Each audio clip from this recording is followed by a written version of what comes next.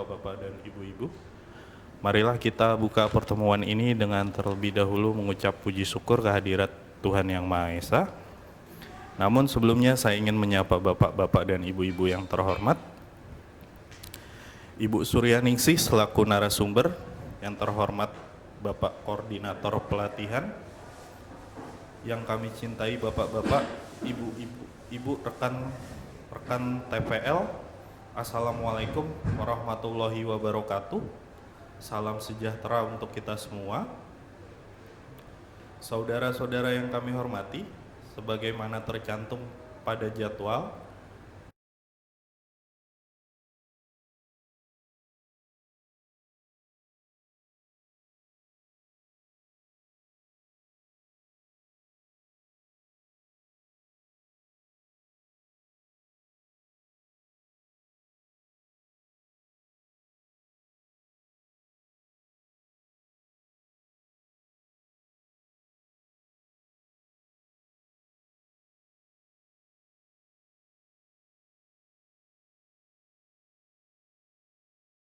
jawaban dana bantuan.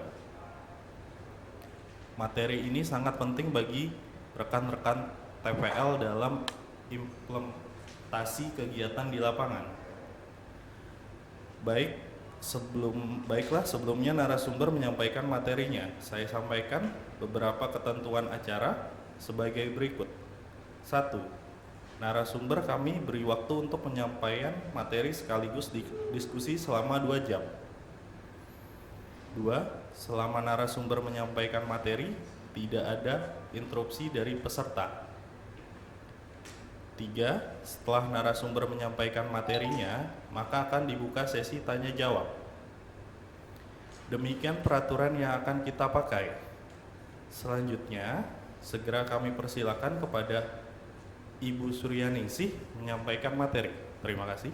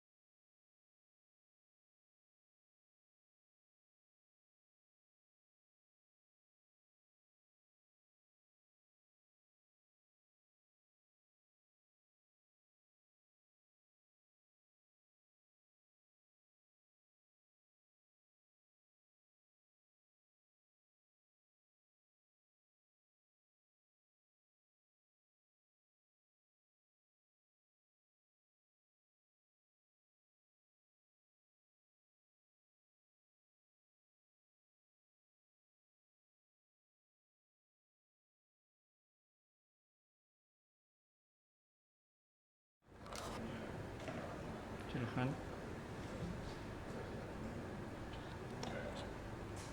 Oke. Assalamualaikum, selamat pagi menjelang siang untuk teman-teman TFL. Pada hari ini saya diberikan amanah dari Direktorat Sanitasi untuk dapat menyampaikan materi tentang manajemen pengelolaan keuangan. Sebelumnya saya perkenalkan diri dulu.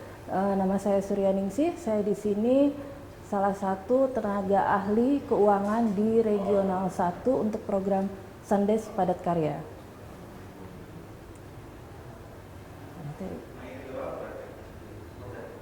Jadi pada hari ini kita akan membahas materi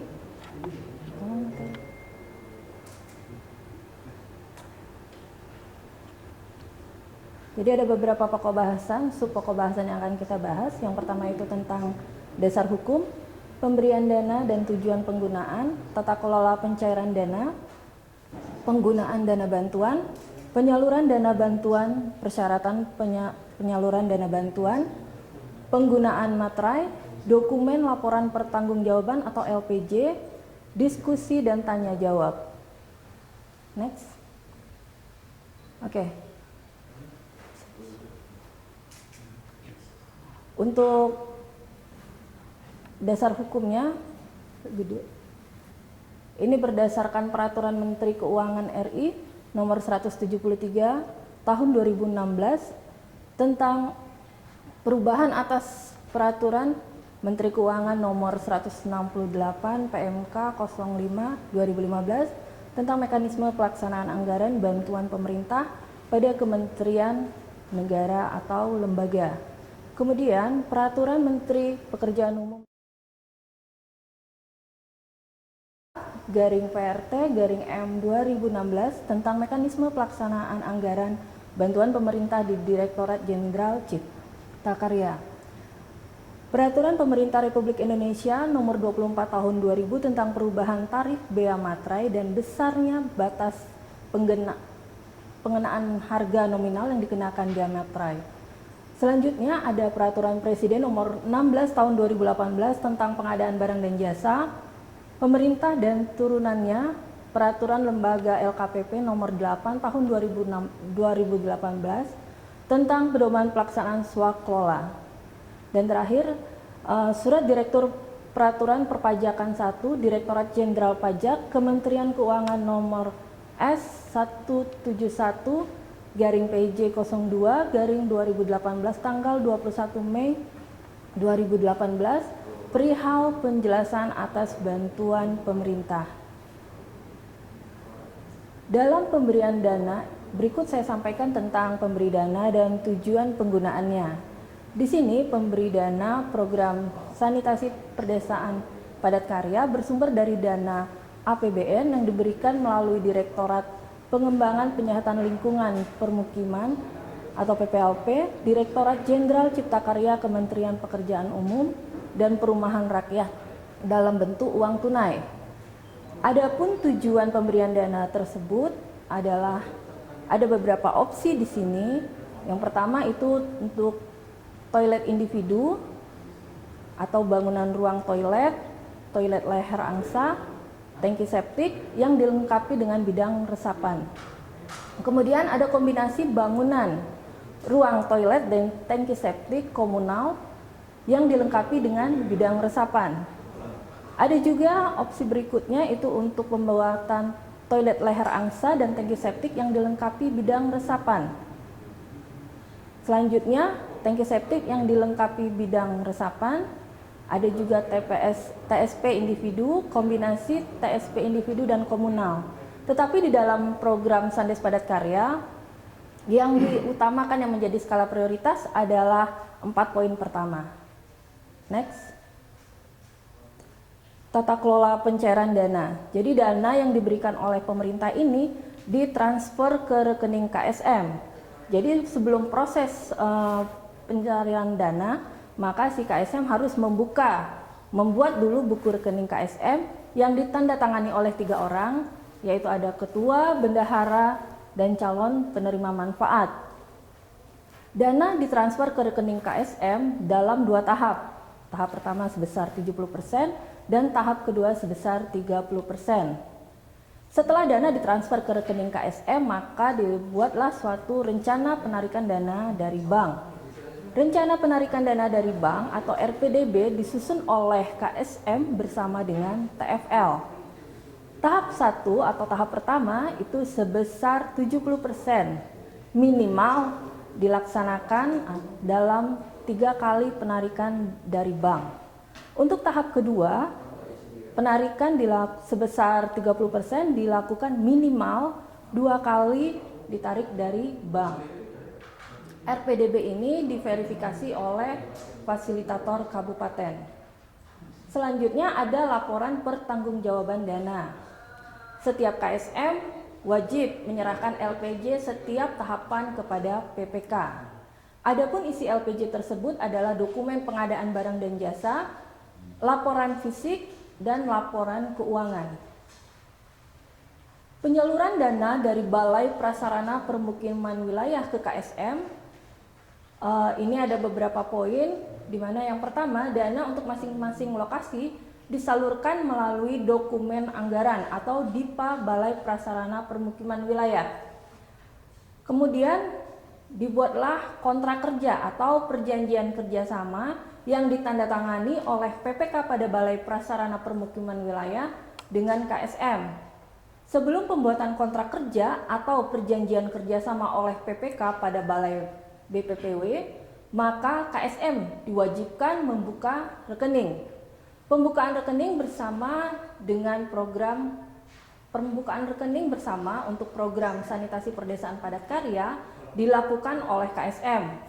Buku tabungan dibuat atas nama KSM, ditandatangani oleh spesimen atau penandatangan buku rekening. Ada sebanyak 3 orang, seperti tadi yang sudah disebutkan, ada ketua, bendahara, dan 1 orang lagi dari calon penerima manfaat. Penyaluran dana ke dari KPPN ke rekening KSM dibagi menjadi 2 tahap.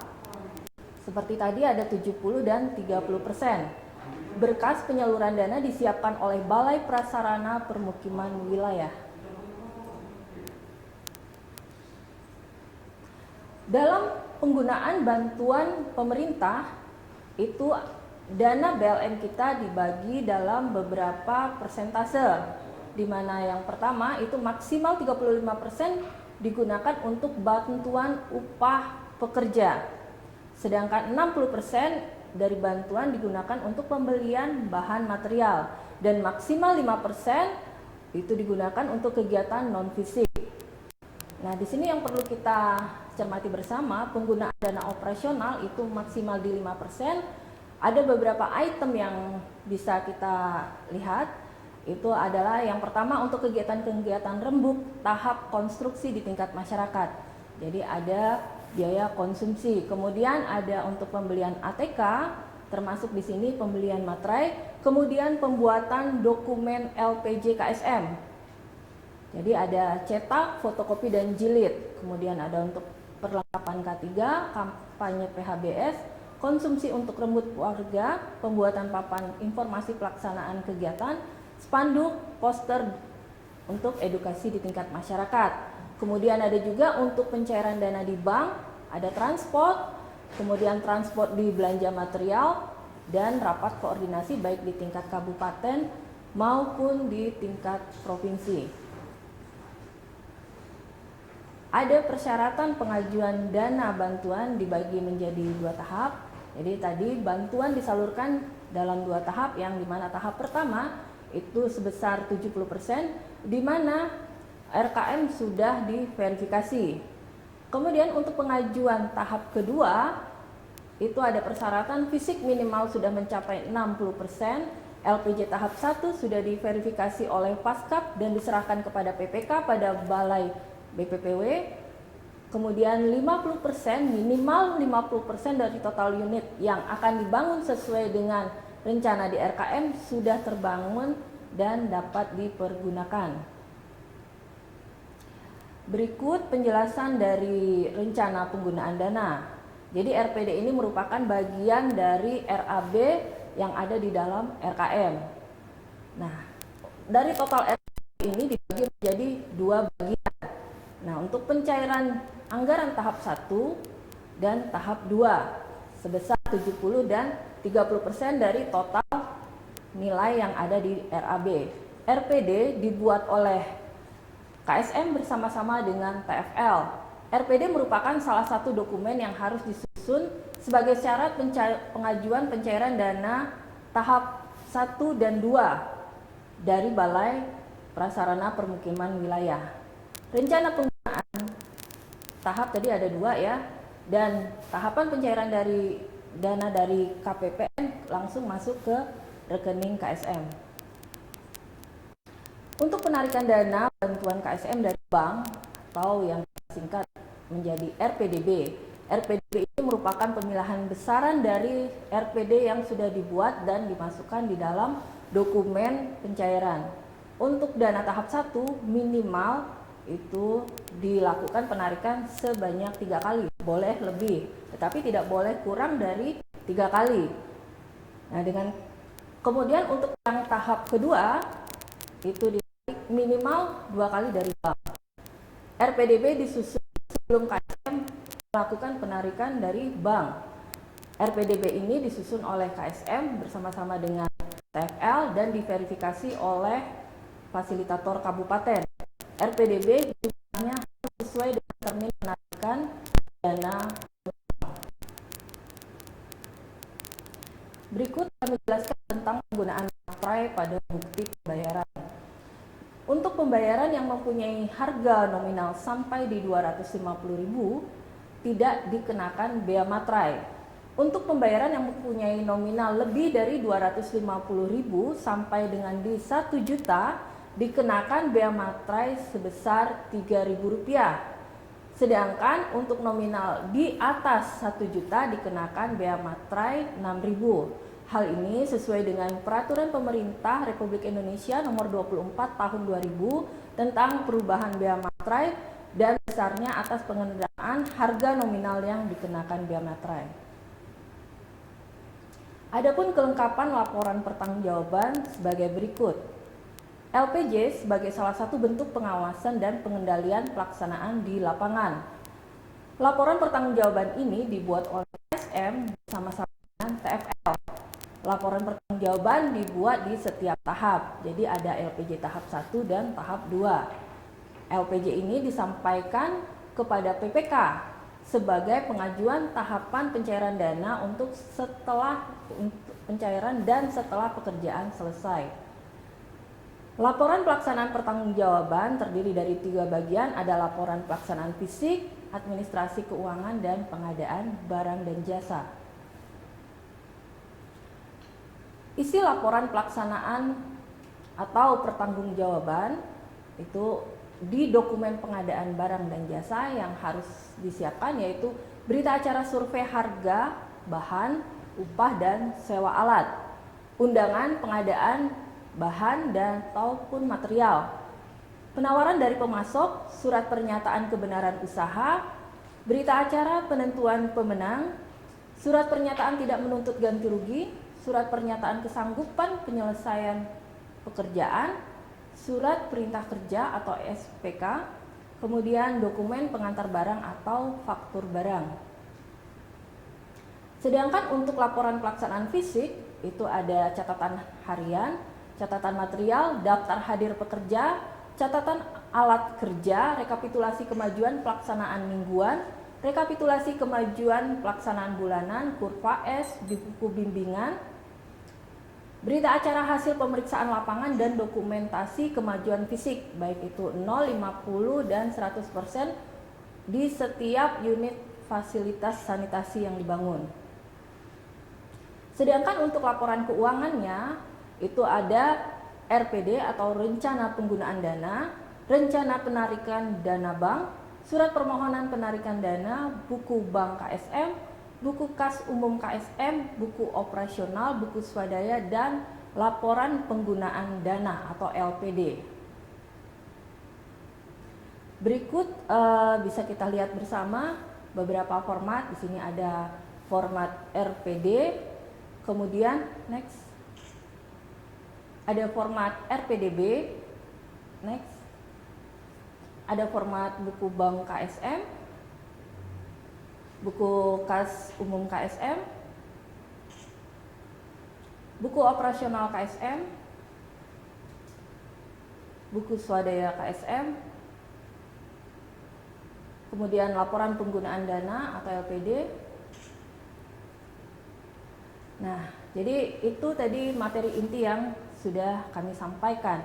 Jadi dalam ketika kami melakukan monitoring lapangan itu ada beberapa hal yang menjadi perhatian kita bersama. Jadi saya rangkum di dalam hal-hal yang perlu diperhatikan dalam penyusunan laporan pertanggungjawaban dan bantuan khususnya laporan keuangan.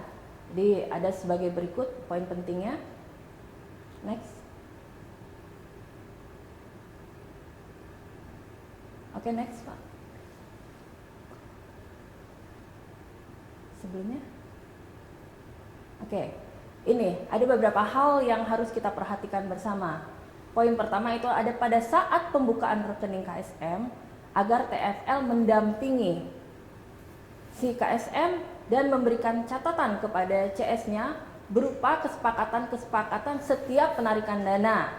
Antara lain yaitu penarikan dana ke bank harus bertiga. Jadi ketiga orang spesimen ini harus hadir di bank pada saat penarikan dana.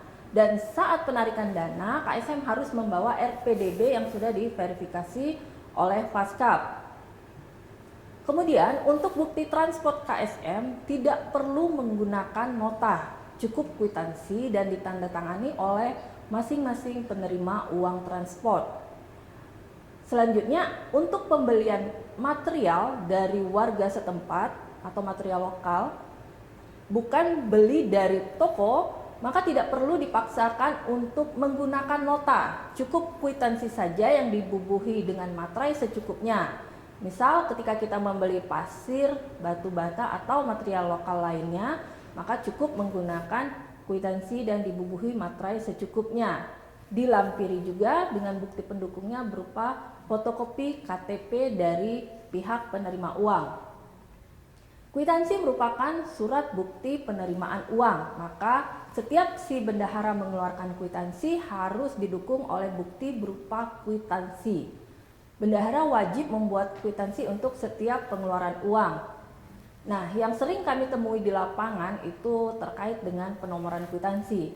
Jadi masih ada beberapa KSM yang belum membuat nomor bukti di kwitansi. Jadi berikut kami sampaikan contohnya. Jadi di sini ada 01 UKM 08 2020. Jadi nomor bukti ini dibuat berdasarkan urutan transaksi dari tanggal per tanggal. Jadi dia berurut. Jadi setiap kita mengeluarkan uang di tanggal berapa dibuatkanlah kwitansinya dan kita beri penomoran. Penomoran ini sebenarnya merupakan salah satu alat dari KSM untuk mempermudah mengetahui dan mengelompokkan transaksi-transaksi yang sudah uang yang sudah dikeluarkan oleh si bendahara. Jadi dari contoh berikut, 01 itu merupakan nomor urut transaksi. Jadi kalau dia yang pertama menjadi 01, jika transaksi yang kedua 02 dan seterusnya. Jadi ada UK, ada UM juga. Jadi UK itu untuk uang keluar atau bisa juga disingkat KK, kas keluar. Sedangkan untuk uang masuknya nanti bisa disingkat menjadi UM atau KM, kas masuk. Nah, kemudian untuk kita mengetahui uang ini digunakan untuk pembelanjaan apa, maka dibuatlah kode dari transaksi. Misalnya untuk pembelian material dikasih kode M, sedangkan untuk pembayaran upah diberi kode U, dan untuk pembelian alat bisa pakai A, sedangkan untuk operasional bisa menggunakan kode OP. Nah, berikutnya adalah bulan. Jadi transaksi itu bisa kita lacak itu dikeluarkan di bulan apa. Jadi kode bulan. Jika ragu nanti antara nomor urut transaksi, maka dibuatlah penomorannya kalau untuk nomor urut transaksi menggunakan angka, sedangkan untuk transaksi kode bulannya bisa menggunakan Romawi. Atau kalau mau angka semua silahkan. Yang penting KSM memahami penomoran yang dibuatnya. Sedangkan 2020 itu merupakan transaksi untuk tahun 2020. Jadi kita bisa tahu ini urutan keberapa, uang yang masuk atau keluar, kemudian digunakan untuk pembelanjaan apa, di bulan berapa dan tahun berapa. Jadi untuk transaksi itu hanya diperkenankan sesuai dengan PMK 173, penggunaan dana itu harus selesai di paling lambat di akhir tahun anggaran, dan fisik pun harus selesai di tahun anggaran, di akhir tahun anggaran. Apabila berganti bulan, misal dari bulan Juli ke bulan Agustus, maka penomoran kwitansi dibuat berlanjut. Jadi tidak setiap bulan di nomor 1 sampai akhir bulan, kemudian bulan berikutnya balik lagi ke nomor 1. Karena ini akan sedikit membingungkan. Nah, tapi kalau kita lanjutkan, jadi kita bisa tahu dalam 1 tahun anggaran ini sudah berapa banyak transaksi yang kita buat, baik itu penerimaan maupun pengeluaran. Jadi untuk kode penomorannya itu tetap dilanjutkan walaupun bulannya sudah berganti. Nah, tapi jangan lupa nomor urut transaksi berubah dan nomor kode bulannya juga harus diubah. Jangan nanti lupa mengganti kode bulannya. Oke, next. Nah, ini juga ada terkait dengan yang namanya swadaya masyarakat dalam bentuk upah atau yang kita kenal in kind. In kind ini ada 2 macam, ada berupa swadaya masyarakat dalam berupa HOK atau Hari Orang Kerja, upah. Ada juga yang berupa sumbangan material ataupun alat, bahan. Nah, jadi jika dia dalam bentuk HOK, maka untuk pembuktiannya bisa menggunakan format daftar hadir pekerja harian dan penerima upah yang ada di dalam Juknis. Tetapi di ujungnya dibuat dalam tanda kurung itu in kind. Jadi kita tahu nih mana upah yang dibayar, mana upah yang itu merupakan swadaya masyarakat. Nah, karena jika tidak dibuat seperti itu maka tidak akan ada bukti bahwa masyarakat itu menyumbang dalam bentuk HOK. Nah, untuk swadaya in cash dalam bentuk uang tunai, in cash ini merupakan swadaya masyarakat dalam bentuk uang tunai. Jadi sesuai yang ada di dalam Juknis bahwa untuk pembukaan rekening itu merupakan swadaya dari masyarakat ditanggung oleh desa. Nah, swadaya itu harus dicatat ke dalam buku kas dan buku bank nantinya. Karena ketika masuk itu ada sumbangan, masuk dulu ke buku kas. Ketika dia pembukaan rekening, maka akan tercatat juga di buku bank. Nah, berikut merupakan contoh dari buku kas umum yang mencatat transaksi sumbangan masyarakat dalam bentuk uang tunai atau in cash yang digunakan untuk pembukaan rekening KSM. Nah, jadi untuk kode uang masuk in cash itu boleh ditambahkan S atau kode lainnya yang memudahkan teman-teman KSM ini tahu bahwa ini loh yang sumbangan yang masuk dalam bentuk in cash, ini bantuan yang masuk di dalam rekening KSM. Oke, next. Selanjutnya nih, dalam pencatatan buku material. Jadi buku material ini dibuat per jenis material. Jadi tujuannya untuk mengetahui nih, misalnya material semen. Semen ini total kebutuhan kita berapa? Berapa yang sudah dibeli, berapa yang kita pakai, dan stoknya berapa.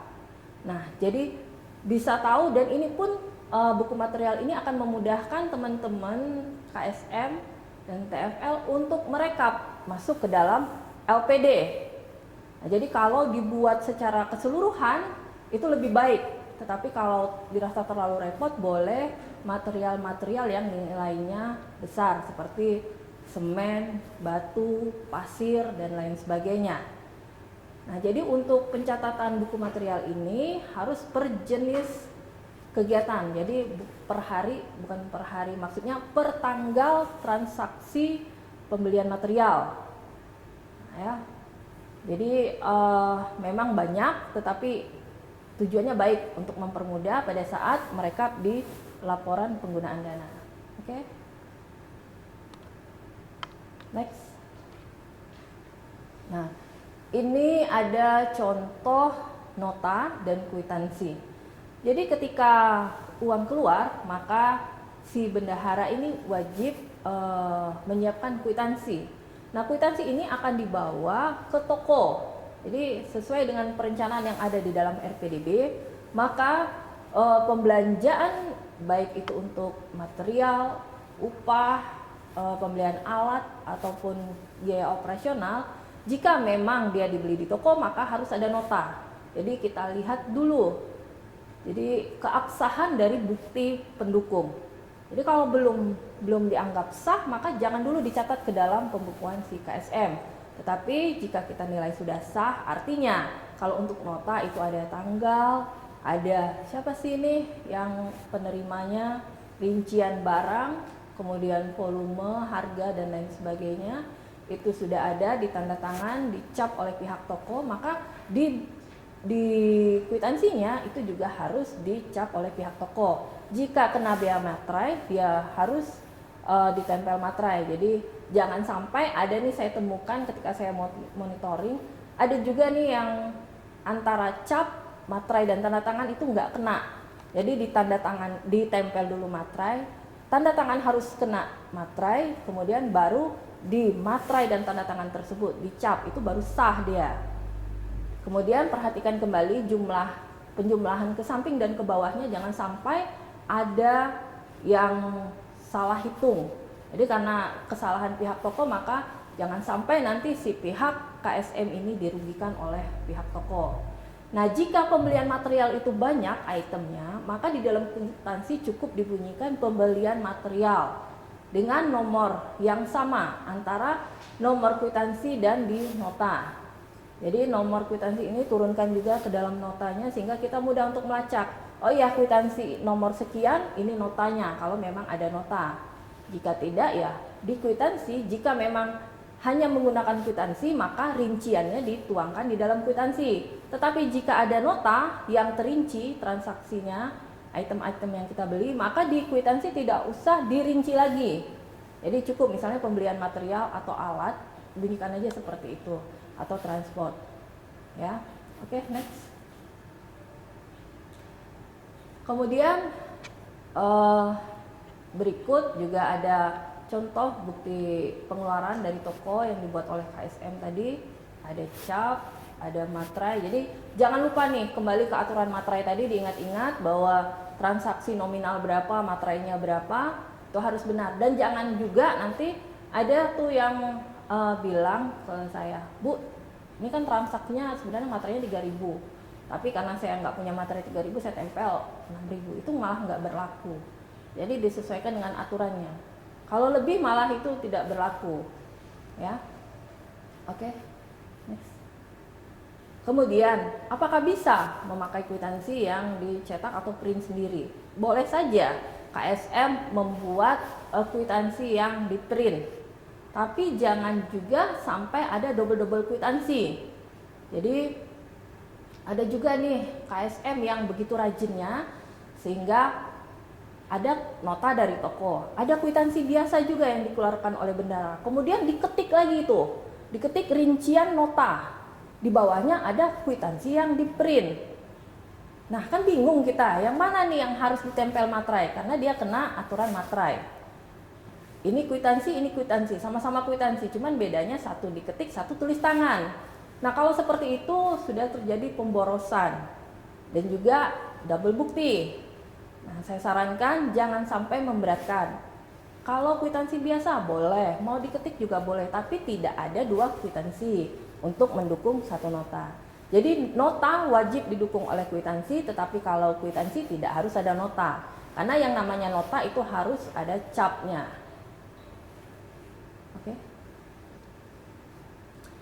Oke, itu dulu penyampaian materi dari saya. Untuk berikutnya bisa dilanjutkan dengan sesi diskusi dan tanya jawab. Jika ada teman-teman yang ingin bertanya, silahkan.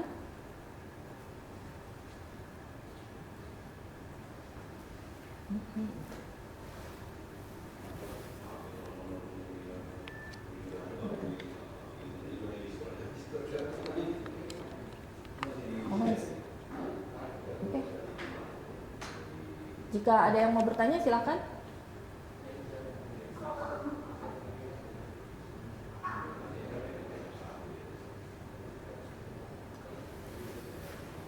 Oke, bagi teman-teman yang ingin bertanya, saya persilakan.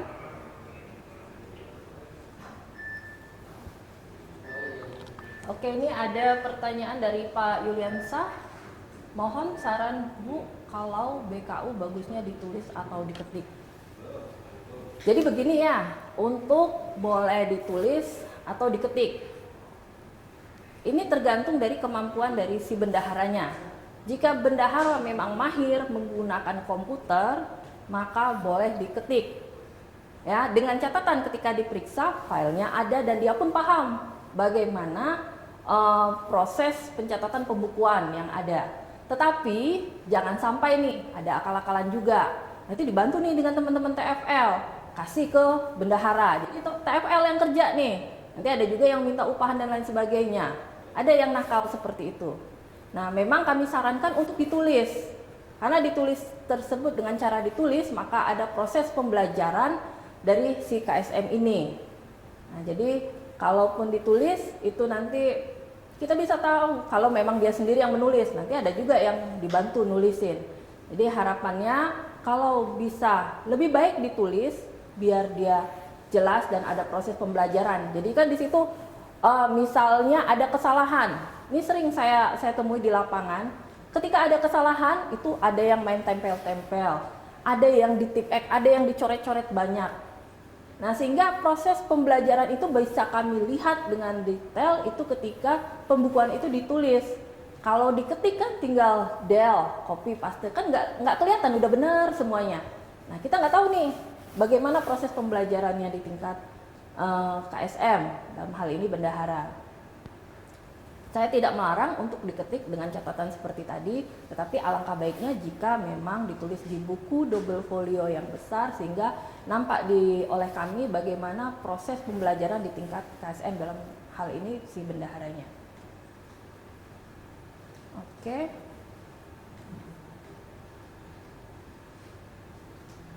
Ini nggak bisa ada suara gitu.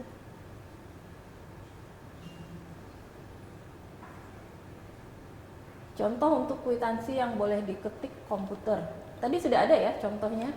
Jadi contohnya tuh hanya nggak baku ya, nggak ada format khusus dari kami untuk pengetikan kwitansi.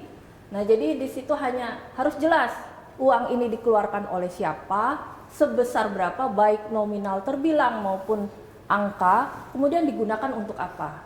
Itulah yang hakikatnya sebuah kwitansi. Kwitansi itu boleh kita tulis di kertas lembar, boleh di kwitansi yang dijual-jual di pasaran, boleh juga kita ketik. Tetapi poinnya tetap menjelaskan uang ini dikeluarkan oleh siapa, diterima oleh siapa, si uang ini, kemudian dikeluarkan pertama, dikeluarkan oleh siapa, si bendahara, sebesar berapa, digunakan untuk apa. Jadi berapa nominalnya dan di situ ditandatangan oleh si penerima uang. Itulah hakikat dari sebuah kwitansi. Tinggal bentuk kwitansi itu apakah mau yang kwitansi jadi yang dijual di pasaran, mau kwitansi yang diketik ataupun yang kita tulis di kertas. Mungkin kalau di kertas nanti tidak rapi, jadi beli saja, ada banyak buku kwitansi dijual, nanti ditulis tangan. Kalaupun mau diketik silahkan, tetapi isinya harus ada nomor, kemudian dikeluarkan oleh siapa, sebesar berapa, digunakan untuk apa, dan siapa penerima uangnya. Kemudian kalau ada ketentuan materai, gunakan ketentuan materai. Kemudian saldo awal di buku kas diisi. Ini. Saldo awal di buku kas, isi total uang yang diambil atau yang sudah dikurangi dari BOP. Jadi gini ya teman-teman, yang namanya saldo awal itu merupakan pindahan dari saldo akhir sebelumnya, di bulan sebelumnya, di periode sebelumnya. Nah ini, jadi tidak ada yang saldo awal itu dia di tengah-tengah bulan. Saldo awal itu selalu dimulai di awal bulan, di tanggal 1. Jika teman-teman nih baru pertama kali ada uang setoran atau sumbangan masyarakat dalam bentuk in-cash tadi, maka itu bukan saldo awal. Tulis saja sumbangan masyarakat dalam bentuk in-cash.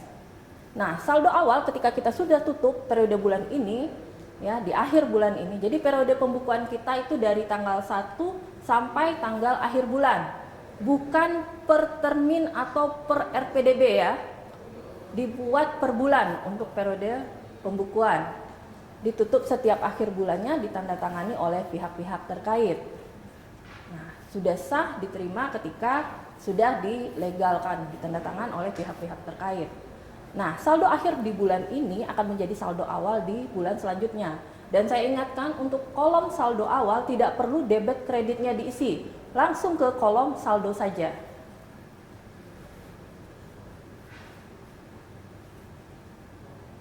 Untuk BOP perjalanan KSM, apakah harus disertai surat tugas? Oke. Untuk perjalanan ke provinsi ataupun ke kabupaten itu baiknya didukung oleh semacam surat yang dikeluarkan oleh si ketua kepada siapa nih yang mau berangkat untuk keperluan apa. Tapi kalaupun tidak ada, cukup kwitansinya saja. Tetapi kwitansi untuk pengeluaran transport ini nantinya harus ditandatangan oleh setiap penerima uang.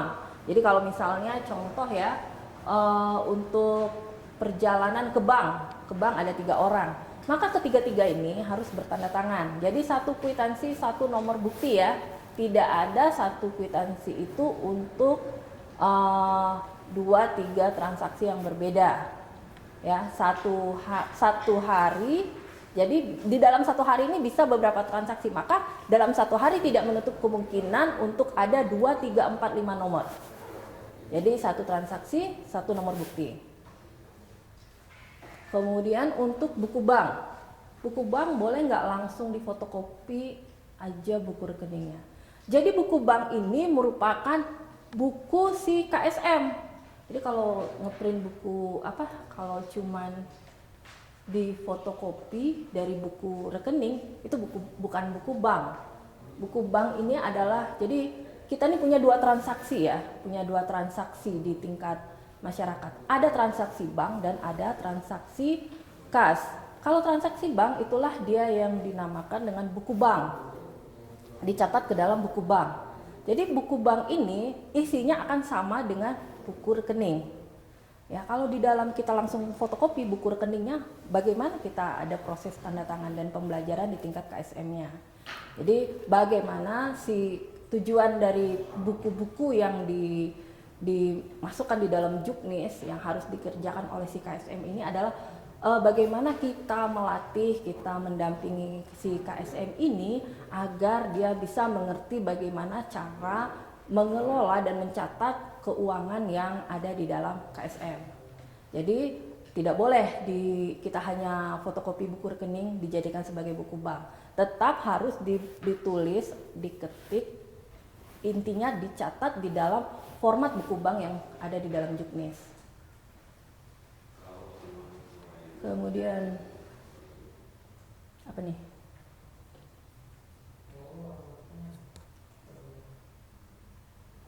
Jadi pada BOP ada anggaran untuk protokol COVID jika di desa dampingan sudah masuk program lain. Jadi gini ya, ini satu yang harus teman-teman dudukkan dulu. Yang kita catat adalah pengeluaran yang real kita lakukan. Nah, untuk protokol COVID itu ada di dalam anggaran kita. Nah, jika di desa sudah ada, dari program kita pun tetap akan kita terapkan. Jangan sampai tumpang tindih di satu lokasi, mungkin di titik yang lainnya. Nah, jadi kalaupun sudah ada, itu sebenarnya tidak perlu tumpang tindih kita dengan yang sudah ada di desa. Oke. Kalau seperti itu tidak perlu dimunculkan di dalam pembelanjaannya. Jadi walaupun ada di dalam rencana. Jadi kalau intinya kalau dia ada di dalam RKM, jadi tidak mutlak yang ada di perencanaan itu bisa kita realisasikan semuanya. Tergantung dengan kondisi lapangan. Jadi ketika memang sudah ada di desa itu akan kita adendum kembali dengan catatan ada bukti bahwa itu sudah disiapkan di desa. Oke, selanjutnya.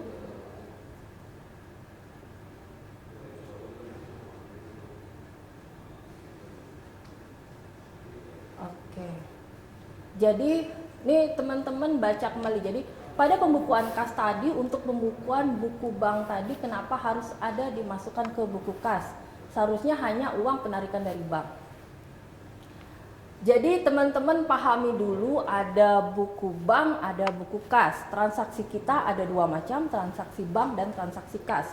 Di dalam buku bank yang kita catat hanya transaksi bank saja. Tapi ada transaksi bank ini yang juga mengait ke transaksi kas. Salah satunya adalah penarikan dana dari bank.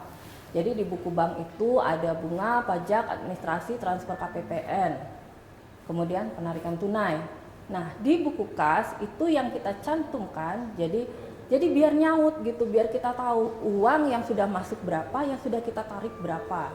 Nah, itu semua tercatat di dalam baik itu buku bank dan buku kas. Jadi dia sinkron. Review penjelasan tentang buku material. Oke.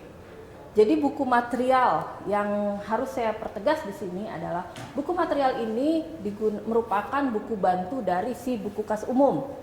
Jadi buku kas umum ini mencatat semua transaksi, baik itu transaksi in cash dan transaksi pembelanjaan dari dana BLM. Itu dulu dua item itu harus masuk di dalam buku kas. Nah, salah satu poin pembelanjaan dari dana BLM kita adalah untuk pembelian material. Di dalam buku kas itu cukup di total aja dari nilai yang ada di dalam nota. Nah, kemudian rinciannya itu ada di nota dan di dalam buku material. Tetapi buku material ini alangkah lebih baiknya jika sesuai dengan nota per jenis material ya. Jadi misalnya untuk semua kegiatan, misalnya total kebutuhan batu kita ada berapa. Di tanggal sekian kita belinya berapa. Kemudian di tanggal berapa lagi kita keluarkan. Stok kita tinggal berapa, masuk lagi berapa. Nah, total kebutuhan itu akan nampak apakah terrealisasi seluruhnya atau tidak. Nah, ini juga akan memudahkan teman-teman nanti memindahkan, merekapnya untuk dimasukkan ke dalam LPD. Nah, makanya buku material ini perlu dibuat. Jadi material ini per jenis material untuk satu kegiatan.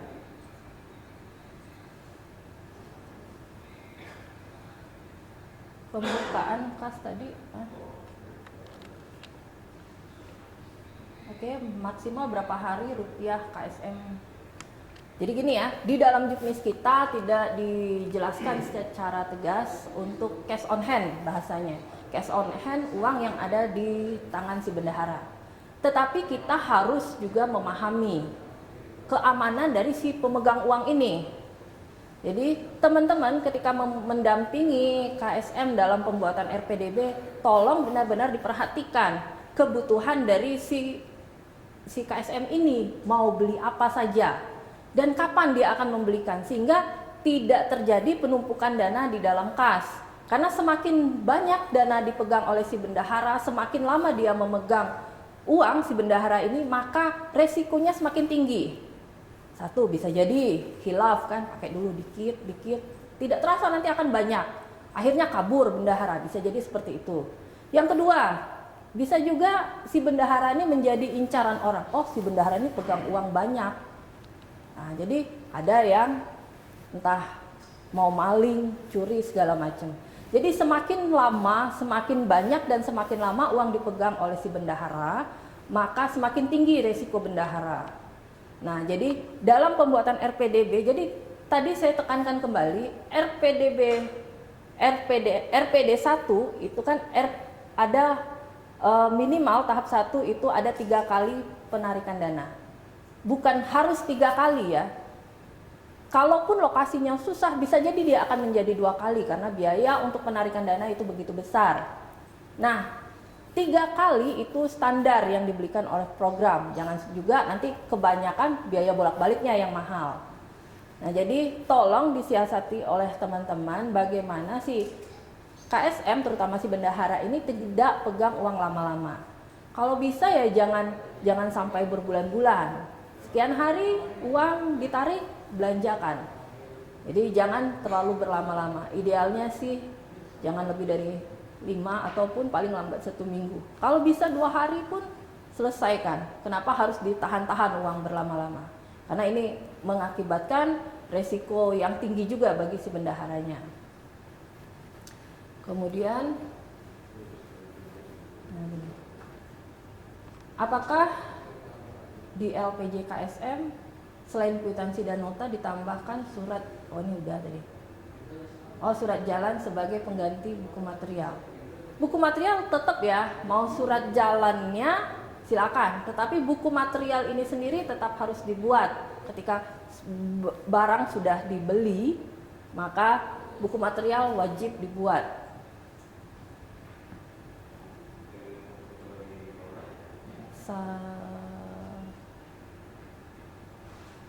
Oke.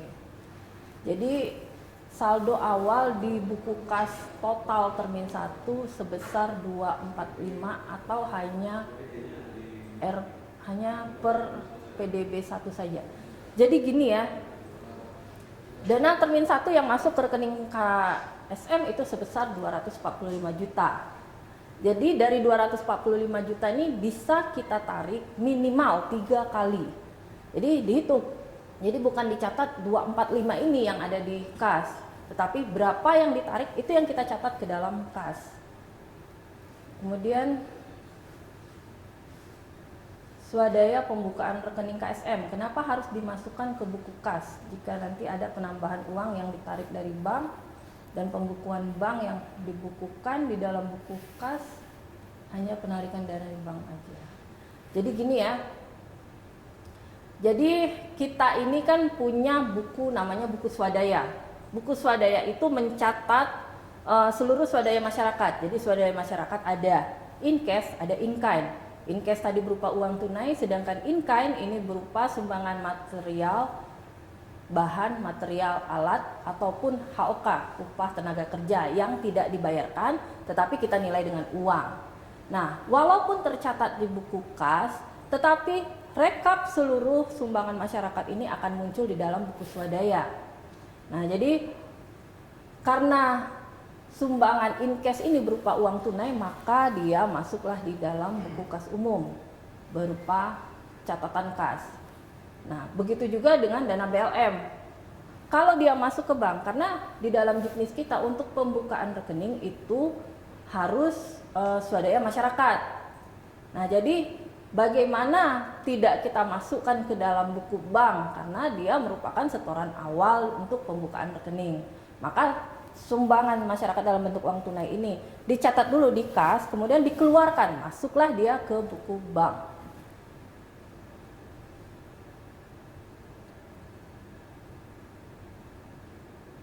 Oh, jadi untuk kembali lagi ke buku material ya. Buku material ini jadi ketika teman-teman sudah membuat RPD 1, kemudian dari RPD 1 ini ada lagi minimal 3 kali RPDB. Nah, untuk buku material ini nanti akan direkap menjadi masuk ke dalam LPD 1. Ya, untuk RPD 1 akan ada nanti LPD 1. Ya. Jadi untuk buku material itu dibuat sesuai tanggal pembelanjaan dan pengeluaran barang, bukan per LPD-nya saja. Jadi dicatat per tanggal. Maksudnya per hari tadi di dalam bahan pemaparan tadi adalah per tanggal ya, bukan setiap hari ada, tidak. Bisa jadi saya beli semen di tanggal 5, kemudian saya keluarkan di tanggal 7, saya beli lagi di tanggal 8, jadi stok di tanggal 7 tadi saya gabungkan ke tanggal 8 dan begitu seterusnya. Sehingga saya tahu dari total kebutuhan material semen yang saya butuhkan ini berapa yang sudah terrealisasi. Oke, ada pertanyaan lain? Silakan bagi yang ingin bertanya. Kita masih punya waktu. Oke, ada lagi pertanyaan?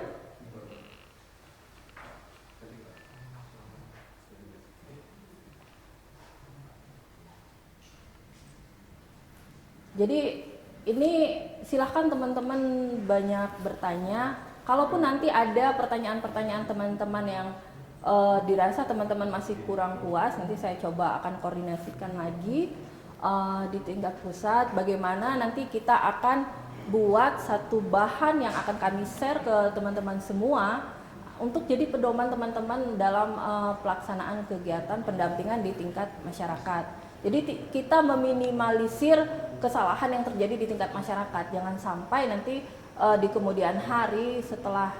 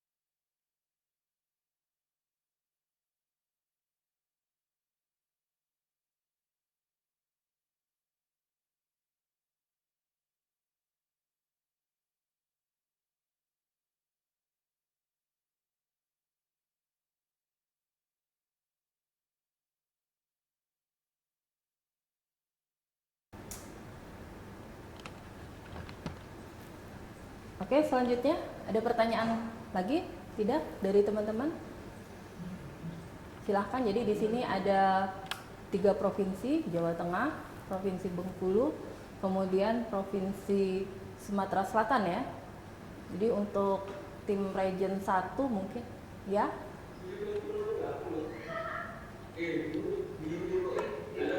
Iya, silahkan. Ya, saya Solikin Bu, dari Kebumen Bu. Oke, silakan Pak. Ada apa? Ya, yang saya mau tanyakan ini Bu, tadi teman saya kan bertanya untuk masalah bekas masuk, Ya. itu kan 245 juta atau yang per RPJP, jawaban Ibu per RPJP kan itu kan. Ya. Yang dicatat di buku kas masuk itu di RPJP. Pertanyaan selanjutnya, itu kan ada buku kas BOP Bu. Ya. Apakah di buku kas masuk itu sudah dikurangi BOP-nya atau tetap BOP-nya masuk di situ?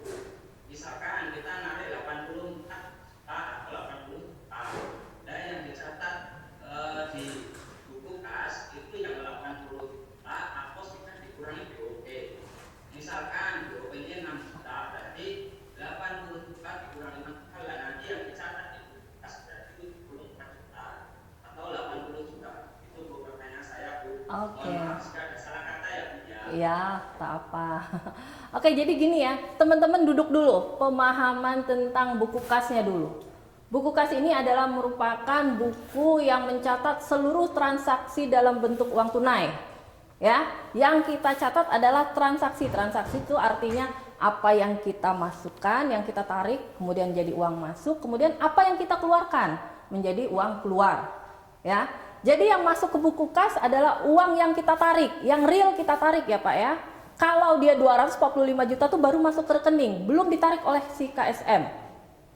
Jadi yang dicatat adalah ketika uang ditarik dari rekening KSM, maka dimasukkanlah dia, dicatat di buku bank dulu menjadi pengeluaran, dan dia akan dicatat di buku kas sebagai penerimaan. Jadi yang di buku kas tuh uang yang real ada di tangan. Masuk dulu dia, misalnya tadi dicairkan berapa? 80 juta.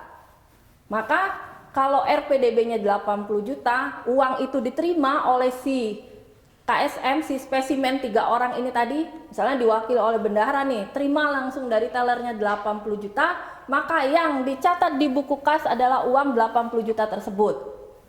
Seluruh tuh satu RPDB. Nah, ketika sudah dimasukkan ke dalam kas, silahkan si KSM, dalam hal ini si bendahara, mengeluarkan uang. Ya, sesuai dengan yang ada di perencanaan dalam RPDB tadi. Misal mau beli material ada 10 atau 15 juta, dicatat satu nomor buktinya. BOP pun juga gitu. Jadi BOP ini misalnya dicairkan tadi ada 6 juta di dalam 80 juta ini. Nah, bisa jadi dia bulat-bulat ke 6 juta atau keluar semua, tapi itu sangat kecil kemungkinan. Karena kan transport beda lagi. Satu per jenis kegiatan itu satu nomor bukti. Kalau dia transport ke bank, satu nomor buktinya. Kalau dia ada transport ke kabupaten, satu lagi buktinya. Kalau dia ada, jadi catat per transaksi yang dikeluarkan. Jangan mencatat uang yang belum dikeluarkan. Jadi kalau baru narik uang nih dari bank, masuk dulu, catat berapa uang yang ada di tangan yang diambil dari bank dulu, catat masuk ke buku kas. Nah kemudian apa yang dikeluarkan, misalnya beli material, baru dicatat. Sisanya sekian lagi. Jadi kita tahu nih berapa real uang yang ada di bendahara ini. Oke ya, gitu ya. Oke Mas?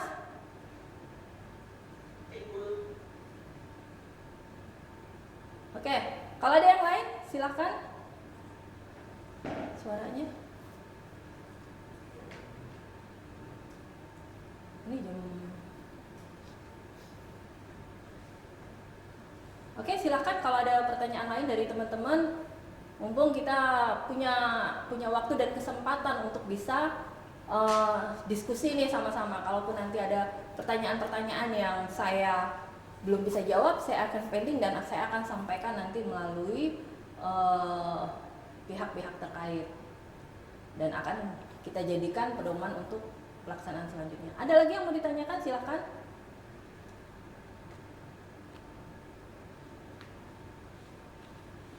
Jadi ini satu lagi ya teman-teman, jangan sampai teman-teman itu membuat pembukuan dan membuat LPD itu dengan menyalin bulat-bulat ya dari RPDB yang sudah dibuat ya. Jangan hanya menyalin, tetapi pembukuan yang dibuat oleh si bendahara ini real apa yang dilaksanakan. Jadi jangan teman-teman takut nanti, oh iya ini beda, enggak sama Bu antara yang di RPD, RPDB dan yang dikeluarkan. Nanti takutnya bingung.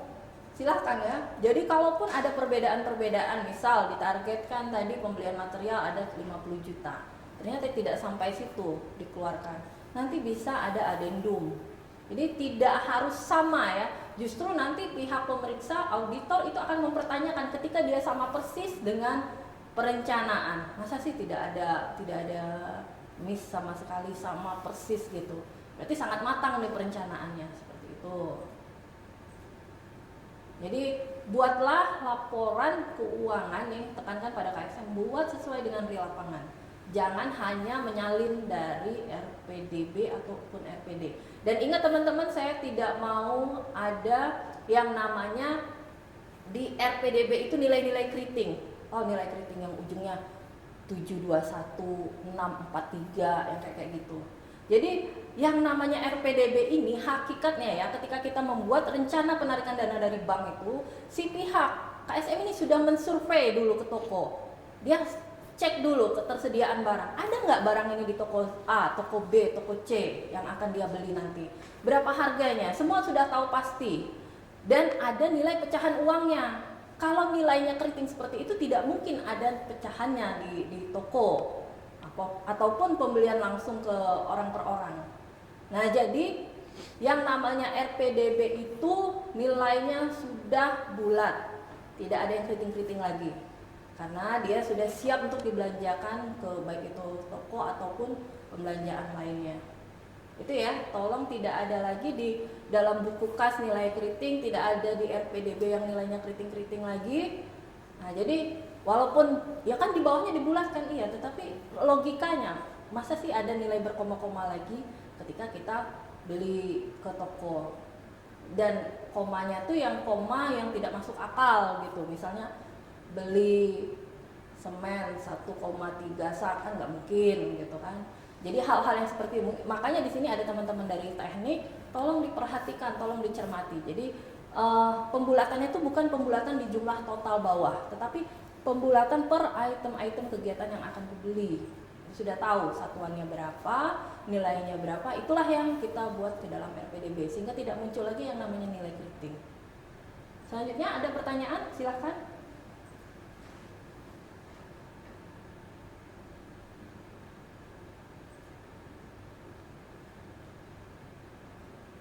Masih ada?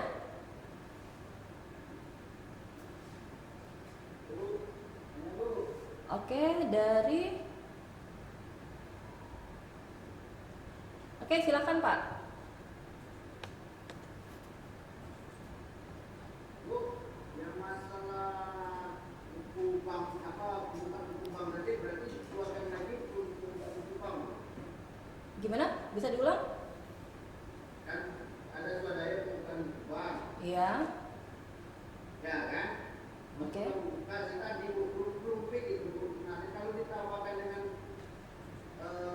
buku ditambah lagi dengan RPDB, berarti bertambah ada RPDB berarti nanti. Bertambah. Jadi gini ya Pak ya, swadaya uang masuknya. RPDB uang masuk atau uang untuk keluar Pak kalau RPDB? Iya, di kasnya Bu, di kasnya. Ya, jadi gini ya Pak ya, di kas itu kan sudah jelas dia itemnya, apakah dia swadaya ataupun BLM ya Pak ya.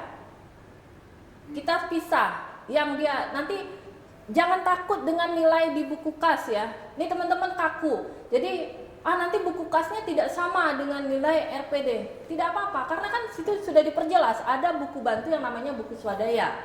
Jadi tinggal kita keluarkan item swadaya, itulah yang total BLM yang kita masukkan ke dalam LPD. Tapi lebih bagusnya begini Bu, buku pembukaan buku bank itu langsung aja Jadi gini ya Pak ya. Ya, oke gini. Jadi kembali lagi kepada hakikat buku kas. Buku kas adalah mencatat transaksi semua uang masuk dulu. Sedangkan buku swadaya merupakan buku bantu. Kita buku utama dan buku bantu ya, dibedakan dulu. Nah, di dalam juknis sudah jelas dituangkan bahwa buku kas itu mencatat transaksi swadaya masyarakat dalam bentuk uang tunai dan dana bantuan. Itu Pak. Jadi jangan takut dengan total yang ada di buku kas. Nanti dari kode penomoran itu sudah jelas yang mana sumbangan masyarakat. Makanya nanti ditambah kode khusus untuk penerimaan in cash ya, dibuat kode. Apakah mau S, mau SW nanti kodenya yang membedakan ini uang masuk dari swadaya atau uang masuk dari dana BLM. Gitu ya Pak ya. Jadi nggak usah khawatir, tim pemeriksa pun tidak akan pusing dengan hal tersebut. Mereka cukup melihat nih uang swadaya ada, mana nih buku bantunya, mana buktinya. Mereka akan ngejar seperti itu. Dan mereka melihat dari kode nomor bukti itu. Itu akan mempermudah si auditor untuk mengelompok-kelompokkan. Jadi dia tahu, oh ya total swadaya sekian. Ini di buku bantu nampak, di buku utamanya dia akan. Jadi kan buku swadaya ini merupakan pecahan dari buku kas ya Pak ya. Jadi dari pengalaman Bu, namanya uang swadaya itu langsung buku swadaya Bu. Nanti kalau waktu pengalaman di tahun kemarin itu berarti dana bertambah Bu, dari swadaya itu masuk ke situ ke LM itu Bu. Jadi Pak gini ya. Dasar auditor masuk memeriksa suatu program itu adalah juknis. Jika di dalam juknis itu sudah tertuang seperti itu, maka dia tidak akan bertanya lagi dan tidak akan mengkomplain Pak. Kita bisa bantah dari juknis. Itu ya? Iya Pak. Nah, kalau memang gitu, kalau pengalaman kemarin dihilangkan aja pembukaan buku bank itu dalam kas. Jadi biasanya dia langsung hilangkan, jadi lembaga aja yang masuk ke buku kas. Itu biasanya waktu kejadian 2009 kemarin. Iya Pak. Jadi saya sudah berulang kali memastikan hal ini kepada Bu Tina ya. Mungkin Bapak juga sudah tahu bagaimana Bu Tina. Berulang kali saya mencoba meyakinkan, dan ini juga saya sampaikan pada saat tatap muka ya dengan teman-teman dari Kabupaten Kaur beberapa waktu yang lalu ketika mana. Nah, ini sudah saya pastikan berulang kali dan tetap jawabannya sama, masukkan. Karena itu sudah jelas Pak di dalam juknis. Acuan pemeriksaan itu adalah juknis. Jadi kita jangan takut nanti akan, wah ini BPKP nggak mau terima ini. Enggak, kita tinggal kembalikan. Di dalam juknis kami tertuang seperti ini. Dan kami mengikuti aturan juknis. Oke? Oke. Ada lagi pertanyaan yang lain?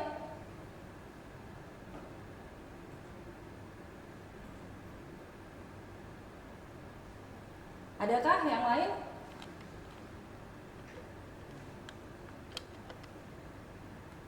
Silakan kalau ada. Kalau tidak ada, bisa kita stop sampai di sini.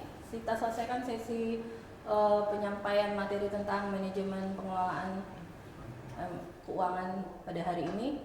Jadi terima kasih banyak ini bagi teman-teman di sini. Mungkin saya belum hafal satu persatu dari untuk simulasi ada.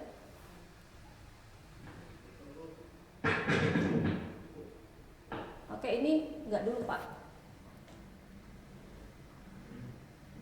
Oke. Jadi terima kasih ini kepada semua teman-teman TFL yang sudah mengikuti learning ini dari awal sampai pada saat hari ini. Harapan saya ini besar, harapan saya kepada teman-teman untuk bisa mengawal program ini dengan baik, untuk bisa membimbing KSM terutama dalam hal ini bendahara, bagaimana mereka bisa mengerti bagaimana mengelola dan melakukan pencatatan uang dengan baik dan benar sesuai dengan standar-standar keuangan yang ada. Terima kasih banyak untuk perhatiannya, mohon maaf untuk segala kekurangannya. Saya akhiri. Assalamualaikum warahmatullahi wabarakatuh. Selamat siang, salam sejahtera untuk kita semua. Waalaikumsalam.